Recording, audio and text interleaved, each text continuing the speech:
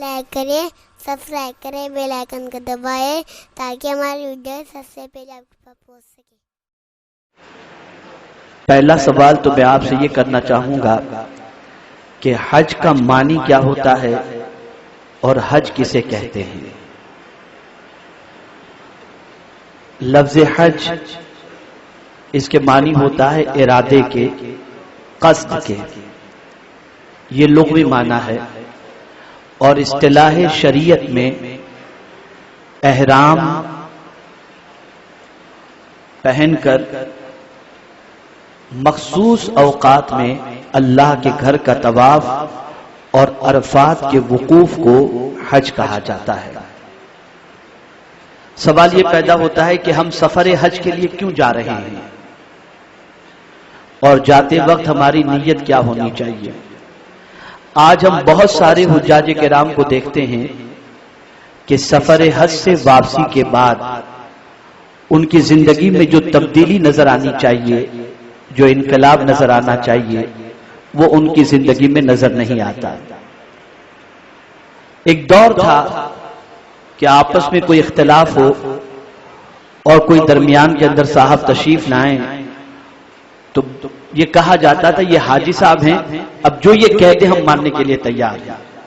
تو ایک حاجی کی بات کو وہ اہمیت دی جاتی تھی کہ ہر کوئی اس کی بات کو قبول کر لیتا اور اس کے فیصلے کو منظور کر لیتا۔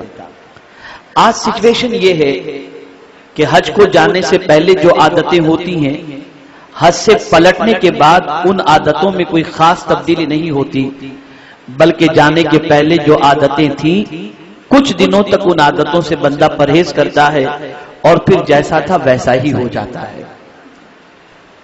دوسری چیز یہ ہوتی ہے کہ حج کو جانے سے پہلے ایک پوری لسٹ تیار ہو جاتی ہے، وہاں سے یہ شاپنگ کرنا ہے، وہاں سے یہ خریدنا ہے، اور بہت سارے پلان پہلے سے بن جاتے ہیں۔ تو اس بات کو خاص طور پر ذہن میں رکھنا ہے کہ اس مقدس سفر کے لیے آپ جا رہے ہو، جو مقدس سفر نہ خریدی کے لیے ہے، نہ تفریح کے لیے ہے، نہ قیمتی اشیاء کے خرید و فروخت کے لیے ہے، اور نہیں اور کسی کام کے لیے ہے، بلکہ نیت ہماری جو قرآن مقدس میں اللہ نے بیان فرمائی وہی نیت ہونی چاہیے، وَلِلَّهِ، اللہ کے لیے۔ اور ایک مقام پر رب قدیر نے فرمایا وَأَتِمُّ الْحَجَّ وَالْعُمْرَةَ لِلَّهِ، حج اور عمرہ کو کمپلیٹ کرو اللہ کے لیے۔ آج سچویشن یہ ہے، میں بہت آپ حضرات کو مبارکباد پیش کرتا ہوں کہ آپ لوگ حج کے ارکان سیکھنے کے لیے تشریف لائے، اور 11 بجے سے لے کر اس وقت تک دل جمعی کے ساتھ آپ نے بہت سارے مسائل سیکھے۔ ہمارے بہت سارے حجاج کرام ان کو مسائل سے کوئی دلچسپی نہیں ہوتی، سیکھنے سے کوئی دلچسپی نہیں ہوتی، بلکہ ان کا عالم یہ ہوتا ہے بس دعوتیں کھاؤ اور اس کے بعد پیکنگ کرو اور ہار پہنو اور سیدھا حج کے لیے نکل جاؤ۔ تلبیہ بھی یاد نہیں کرتے، ارکان بھی نہیں صحیح طور پر معلوم ہوتا۔ یاد رکھیں یہ ساری چیزیں سفر حج کو جانے والے بندے کے لیے سیکھنا ضروری ہے، اس لیے کہ لاکھوں روپے خرچ کرنے کے بعد اگر مسائل صحیح طور پر نہیں آتے اور نہیں سیکھے تو حج کا سفر نہیں ہوتا بلکہ وہ صفر بن جایا کرتا ہے۔ تو پہلی نیت ہماری یہ ہو کہ ہم اللہ کے لیے جا رہے ہیں۔ اللہ والے حج کے لیے جاتے تھے تو ان کی کیفیت کیا ہوتی تھی آپ جانتے ہیں؟ میری بہنیں بھی موجود ہیں، خواتین میں کتنے اونچے مقام پر اللہ کی بندیاں فائز تھیں، اور اللہ کے برگزیدہ بندے مردوں میں ایسے تھے کہ وہ سفر حج کے لیے جاتے تھے تو ان کی سچویشن کیا ہوتی۔ حضرت ابراہیم ابن ادہم رحمت اللہ تعالی علیہ جب سفر حج کے لیے گھر سے نکلے تو آپ ایک قدم اٹھاتے 2 رکعت پڑھتے، ہر قدم پر 2 رکعت پڑھتے ہوئے حج کے لیے روانہ ہوئے، اور 14 سال میں آپ مکہ مکرمہ پہنچے۔ تو حضرت ابراہیم ابن ادہم رحمت اللہ تعالی علیہ جب مکہ مکرمہ پہنچے تو خانہ کعبہ کو آپ دیکھ رہے تھے، کہاں ہے خانہ کعبہ؟ حضرت ابراہیم ابن ادہم رحمت اللہ تعالی علیہ کو خانہ کعبہ نظر نہیں آیا، تو آپ نے رب کی بارگاہ میں عرض کی میرے کریم میں ہر قدم پر 2 رکعت پڑھتے ہوئے شکرانہ ادا کرتے ہوئے تیرے گھر کی طرف حاضر ہوا، مجھے کعبہ دکھائی نہیں دیتا۔ غیب سے آواز آتی ہے اے ابراہیم تجھ سے بھی زیادہ میری ایک عبادت گزار بندی ہے جس کی تعظیم کے لیے اور جس کے استقبال کے لیے کعبہ خود گیا ہوا ہے. یہ اللہ والیاں تھیں. ہر قدم پر 2 رکعت. لیکن آج ہمارا حال ہر قدم پر تو اپنی جگہ پر ہے. بہت سارے ساتھی تو فرض نماز چھوڑتے ہوئے بھی حج کے لیے یار کیا کریں، یہ ہوا وہ ہوا. خبردار خبردار خبردار، نمازوں کو قضا قطعی طور پر نہ کریں، قطعی طور پر نہ کریں. ہمیشہ باوضو رہنے کی کوشش کریں. جب نماز کا وقت آ جائے نماز ادا کریں. تو پہلی چیز اخلاص، پیورٹی، خالص اللہ کے لیے، اس کو راضی کرنے کے لیے. اور اس سے بہترین چانس اور کیا ہو سکتا ہے کہ اگر زندگی بھر کے سارے گناہ اگر 5 دن کی تکلیف سے بھول جاتے ہوں تو یہ سودا خسارے کا نہیں، بہت فائدے کا سودا ہے. بہت فائدے کا سودا ہے. سارے گناہ کو اللہ عز و جل معاف فرما دیتا ہے. اور یہی وجہ ہے کہ اللہ والے جب حج کے لیے نکلتے تھے تو وہ احرام جب پہنتے تھے نا، 2 چادریں جب پہنتے تھے تو ان کی سوچ کیا ہوتی تھی. ہمیں تو یہ سوچ نہیں، ارے لاؤ جلدی لاؤ جلدی لاؤ، نہا کر کے نکلے بس فٹافٹ پہنے اور بس چل دیے.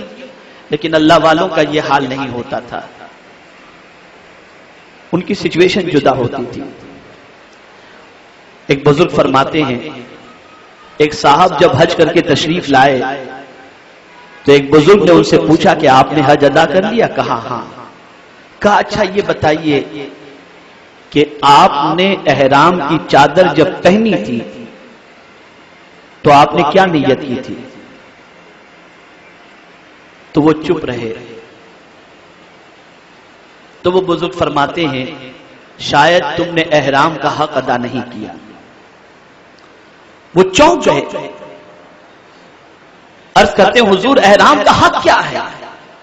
ارشاد فرماتے ہیں جب احرام کی چادر تم پہن رہے تھے اور اپنے پسند کا لباس جب تم جسم سے اتار رہے تھے تو کیا تم نے یہ نیت کی تھی کہ اللہ جس طرح تیرے محبوب کا پسندیدہ لباس میں پہن رہا ہوں میری زندگی تیرے محبوب کے پسند کے کاموں میں ہی گزرا کرے.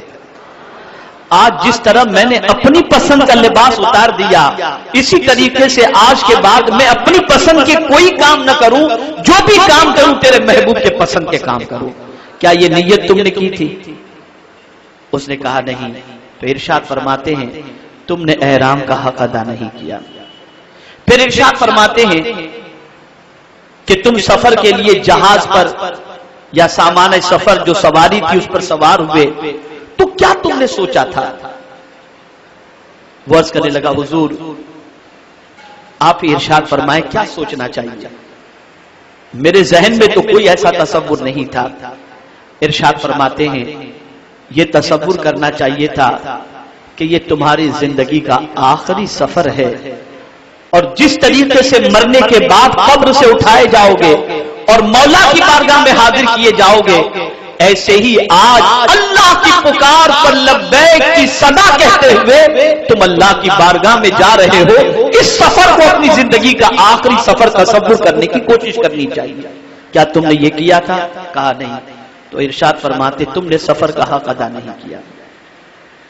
میرے پیارے آقا صلی اللہ تعالی علیہ وسلم کے پیارے دیوانوں، وہ بزرگ فرماتے جب تم نے طواف کعبہ کیا تو کیا تصور تھا تمہارے ذہن میں؟ وہ عرض کرتا ہے حضور کوئی ایسا خاص تصور میرے ذہن میں نہیں تھا. ارشاد فرماتے ہیں کہ کیا طواف کعبہ کرتے وقت تمہارے ذہن میں یہ خیال آیا تھا کہ آج جن پیروں پر چل کر کے تم اللہ کے گھر کا طواف کر رہے ہو، جس خدا نے تمہیں اپنے گھر کے طواف کا موقع عطا فرمایا، اب ان قدموں کے بل پر کبھی کبھی تم گناہوں کی طرف نہیں جاؤ گے بلکہ ان پیروں پر چل کر ہمیشہ نیکیوں کے راستے پر جاؤ گے. کیا یہ خیال آیا تھا؟ کہا نہیں. ارشاد فرماتے تم نے طواف کا حق ادا نہیں کیا. پھر وہ بزرگ فرماتے تم نے صفا مروہ کی سعی کی؟ کہا ہاں. کیا تصور تھا تمہارے ذہن میں؟ کہا حضور بس ایسے ہی صفا مروہ کی میں نے صحیح کر لی. کہا کیا تم نے یہ سوچا تھا کہ دوڑ میں تکلیف ہوتی ہے، पुल सिरात में भी चलने में तकलीफ होगी। क्या ये तसव्वुर तुमने किया था?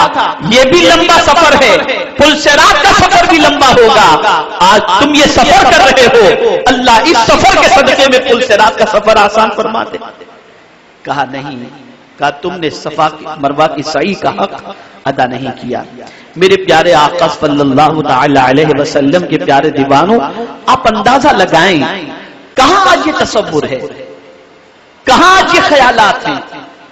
आज तो बंदा जाता है, आता है, शॉपिंग इतनी हो जाती है कि एयरपोर्ट पर दिक्कतें पैदा हो जाती हैं, वजन इतना हो जाता है कि जिसकी कोई इंतहा नहीं। मेरे प्यारे आका सल्लल्लाहु अलैहि वसल्लम के प्यारे दीवानों, बहुत सारी हमारी बहनें खास तौर पर जब रमी का वक्त आता है तो ये कहती हैं कि हमारे पैर में हिम्मत नहीं, हम वकील बना देते हैं। और वही औरतें जब हज कंप्लीट करके मक्का आ जाती हैं तो फिर बाजारों में घूमते हुए उनका पैर दर्द नहीं देता, फिर खूब जी भर करके शॉपिंग करती हैं। खुदा के लिए, खुदा के लिए, खुदा के लिए सारी चीजें दुनिया में हर जगह मिल जाएंगी, लेकिन अल्लाह अज़्ज़ व जल्ल की बारगाह का तवाफ, उसके घर का तवाफ और ये सारे अरकान की अदायगी तुम्हें उस मुकद्दस मकामात के अलावा कहीं नहीं मिल सकती। और खास तौर पर मैं अपनी बहनों से एक और बात अर्ज करूंगा कि बहुत सारी हमारी बहनें हज से पहले बहुत जोश और जज्बे में होती हैं, हम चेंज हो जाएंगी, हम ऐसे करेंगे, वैसा करेंगे, और फिर वहां से हज के बाद वहां से अच्छे बुरके खरीद के लेकर के आती हैं, चंद दिनों तक पहनती है और फिर उसके बाद सब छुट्टी। बल्कि बाज महंगे टूर वालों के यहां जब हम खवातीन को देखते हैं तो शर्म से हमारा सर झुक जाता है कि बहुत सारी हमारी बहनें जो अपने मुल्कों में तो हिजाब की पाबंद होती है और बुर्के की पाबंद होती हैं, वो वहां जाने के बाद टूर वाले के साथ होती हैं तो सब उतार देती हैं और समझती हैं कि यहां तो पर्दे की कोई जरूरत नहीं। अल-अयादु बिल्लाह, अल-अयादु बिल्लाह, अल-अयादु बिल्लाह। याद रखो, एक नेकी का सवाब जिस तरीके से हरम में 1 लाख है, ऐसे ही एक गुनाह का गुनाह भी 1 लाख वहां पर दिया जाता है। इसका खास तौर पर ख्याल रखें। और मैं अपनी बहनों से गुजारिश करूंगा, बदल करके आओ, तब्दील होकर के आओ, चेंज करो अपनी लाइफ को। वो खवातीन ही थी जिनके बतन से मुजाहिदीन जन्म लेते थे, वो खवातीन ही थी जिनके बतन से अल्लाह के वली जन्म लेते थे, वो खवातीन ही थी जिनके बतन से अल्लाह रब्बुल इज्जत के मुकर्रब बंदे जन्म लेते थे और परचम इस्लाम को पूरी दुनिया में बुलंद करते थे। मेरी बहनों जरा सोचो, ये मुकद्दस साआतें अल्लाह कहां से अता फरमाता। बस सिर्फ सफर हज को जाने से पहले एक मर्तबा तन्हाई में बैठकर, तन्हाई में बैठकर, न शौहर हो, न बीवी हो, न बाप हो, न बेटा हो, न बेटी हो, तन्हाई में सिर्फ मुसल्ले पर बैठो और बैठ करके सिर्फ इतना सोचो अपने गुनाहों को याद करके कि क्या हम जैसे गुनहगार इस लायक हैं कि अल्लाह के मेहमान बन सके। सिर्फ ये सोचो। हमें आज कोई गाली दे दे, हम उसे अपने यहाँ दावत में नहीं बुलाते। हमें कोई अजियत दे दे, हम उसकी तरफ नजर उठाकर नहीं देखते। हमें कोई परेशान कर दे, हम उसकी तरफ तवज्जो नहीं देते।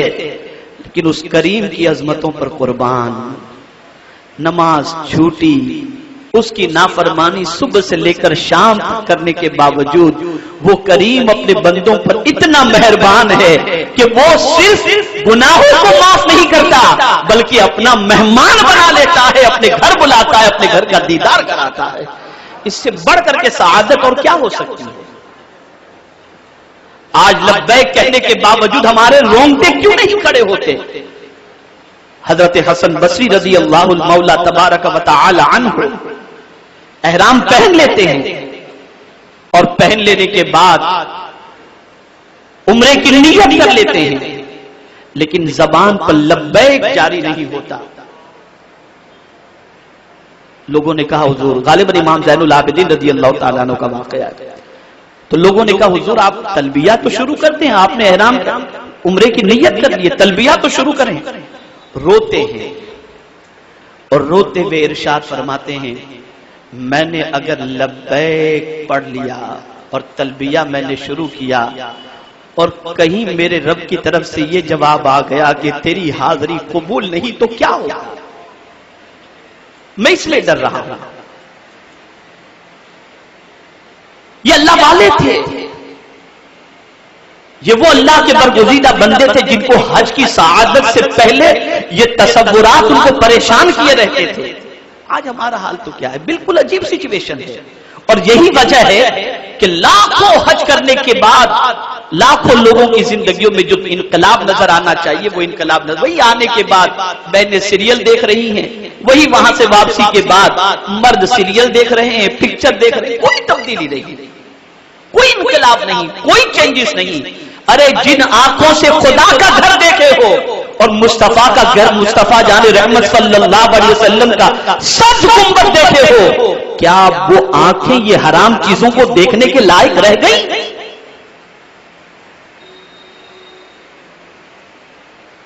یہ تو ایسا ہی ہوا کہ اگر ہمارے یہاں ہم نے کسی کو دعوت دی، کوئی آیا اور آنے کے بعد شور شرابہ کیا، مستی مذاق کیا اور لوگوں کو تکلیف دیا اور پھر چلا گیا، تو ہم تو یہی لوگ ہم سے یہی کہیں گے کیسے کو بلائے تھے تم یار، اس کو تو کچھ بھی نہیں آتا، ایسے کو کوئی مہمان بناتا ہے؟ تو اللہ نے مہمان بنایا تو کم از کم اس عطا کی لاج بھی تو رکھو، اس عطا کی لاج بھی تو رکھو. اس عطا کی لاج کیا ہے کہ بس آج کے بعد میرے مولا تو جو کہے گا، تیرا جو فرمان ہوگا وہی میں کرتا رہوں گا. اور یاد رکھو مومن کے لیے دنیا عیش کی جگہ نہیں ہے، مومن کے لیے آخرت کی جگہ در حقیقت عیش کی جگہ ہے. ہمارے ویڈیو کو لائک شیئر ضرور کریے.